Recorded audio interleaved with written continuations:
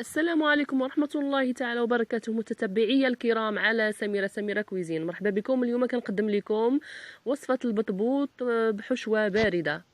عندنا البطبوط بدقيق القمح الكامل وحشوة باردة لذيذة ومقرمشة.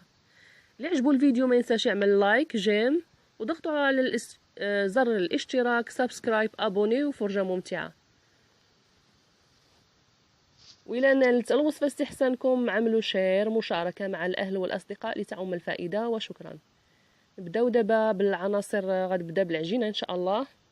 نحتاجو فيها ربعة تاع الفورص وربعة تاع الدقيق القمح الكامل بالنخالة ديالو ديك الرقيقة تيقولوا لها بالعربية الردة. وعندي خميرة جافة نصف ملعقة وملح على حسب الذوق، ونعجنها بالماء الدافئ بصور تتبين المراحل. دلكتها مزيان وهذا هو الليونه ديال العجينه. غادي نخليها تخمر، نغطيها ونخليها تخمر واحد 10 ديال الدقائق ونرجع ليها. انا مددتها بالدلاك والسميده فوق بلاطو، وقطعتها بكاس صغير كيعجبني هذا الحجم، تيجي سهل في التناول. لقيمات صغيره كيجيو. وداك الفائض نتاع العجينه دلكتو بشويه ديال الماء وقطعته على 4 ديال العجين ديال البطبوطات. المهم بعد ما خمرت ليا العجينه ديال البطبوط صغير درتها في المقله سخونه نار متوسطه، وكنقلبهم باستمرار لأن كيتنفخوا بسرعه وكيطيبوا بسرعه.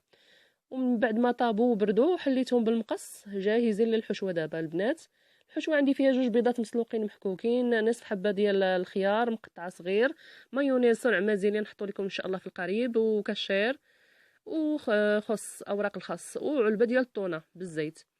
غادي ناخذ الحشوه كامله وغادي نخلطها بالاستعانه بملاعق من المايونيز. غندير 2 ونحرك نشوف الا كفاتني، نكتفي ما كفاتنيش غادي نضيف ملعقه اضافيه على حسب الكميه ديال الحشوه اللي واش كتعجبكم تكون البطبوط معمر مزيان ولا غير شوي. المهم هذاك المايونيز هو اللي غادي يفزق لينا البطبوط باش يجي سهل في التناول. وضفت الملعقه الثالثه من المايونيز وحركت صافي. دابا هذا هو الحشوه جاهزه. غادي ناخذ الوراق نتاع الخس وغادي نحذف لهم داك الجزء اللي كيكون خشين. غادي ناخذ غير الاطراف اللي كيكونوا ناعمين، وغادي نحط جزء في كل بطبوطه بحال هكايا في الصوره مبين.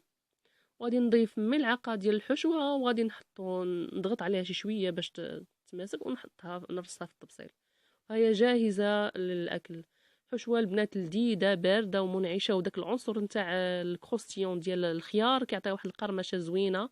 نتمنى الوصفه تنال استحسانكم، وشكرا لكم وعلى متابعتكم ليا اوفياء دائما ان شاء الله للقناه. والى